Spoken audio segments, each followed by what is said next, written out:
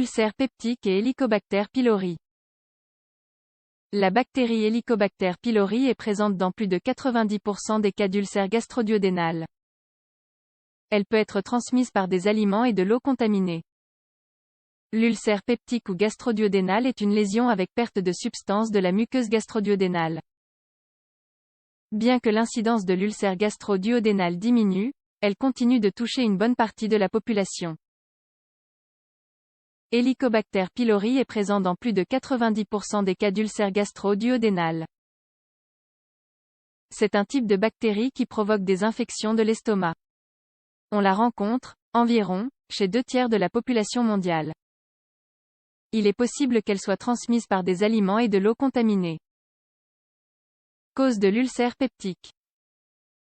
La plupart des ulcères sont causés par un déséquilibre entre les agents agressifs et défensifs dans la muqueuse gastro-duodénale.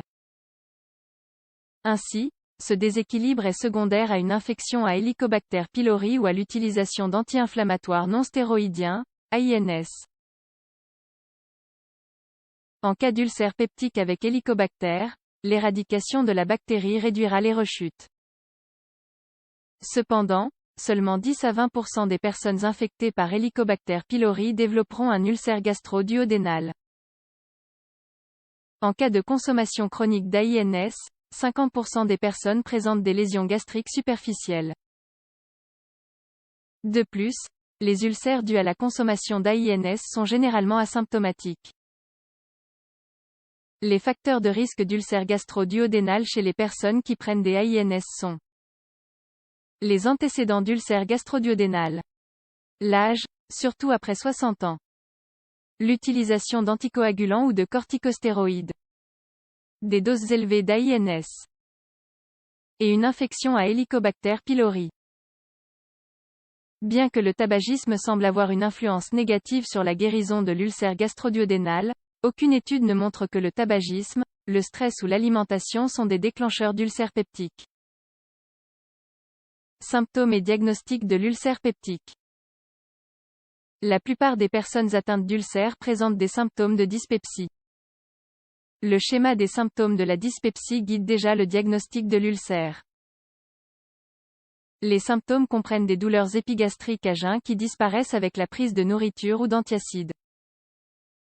Ainsi, pour le diagnostic, il est important d'avoir des informations sur le mode de vie, les traitements médicamenteux et les antécédents personnels d'ulcère ou d'infection à Helicobacter pylori. Chez certaines personnes, l'ulcère peut aussi parfois coexister avec des reflux gastro-œsophagiens. Cela peut rendre le diagnostic difficile. Cependant, le test le plus sensible et le plus spécifique pour confirmer l'existence d'un ulcère est l'endoscopie gastro-intestinale haute, gastroscopie. Traitement. Le but du traitement est de soulager les symptômes, de guérir l'ulcère et de prévenir les complications. De plus, il est recommandé de suivre certaines mesures hygiéno-diététiques, telles que d'abord, éviter la consommation d'AINS. Évitez aussi les aliments et les boissons qui provoquent des symptômes. Ne fumez pas, car le tabac retarde la guérison de l'ulcère et augmente les récidives. Traitement antisécrétoire. Actuellement, les inhibiteurs de la pompe à protons, IPP, sont les médicaments qui permettent d'obtenir des taux plus élevés de guérison des muqueuses. Ils doivent être pris avant les repas. De plus, il existe des études qui montrent une plus grande efficacité s'ils sont pris le matin plutôt que tard dans la journée.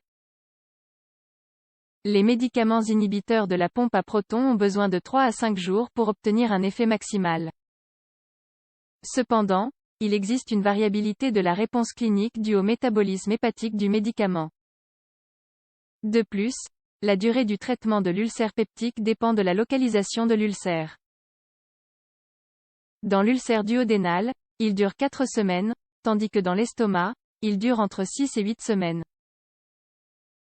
Éradication de Helicobacter pylori. L'éradication de la bactérie permet de guérir l'ulcère. En outre, les complications ulcéreuses à long terme se voient également réduites.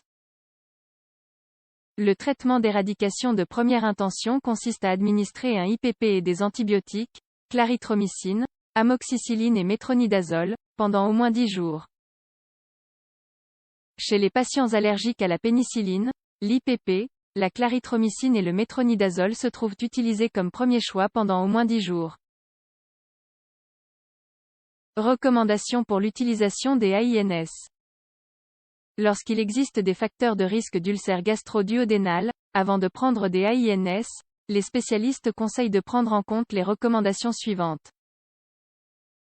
Revoir les indications des médicaments. Si l'effet recherché est une analgésie ou une baisse de la fièvre, il convient de prendre du paracétamol. Utilisez toujours la dose efficace la plus faible d'AINS et celle qui est la moins toxique.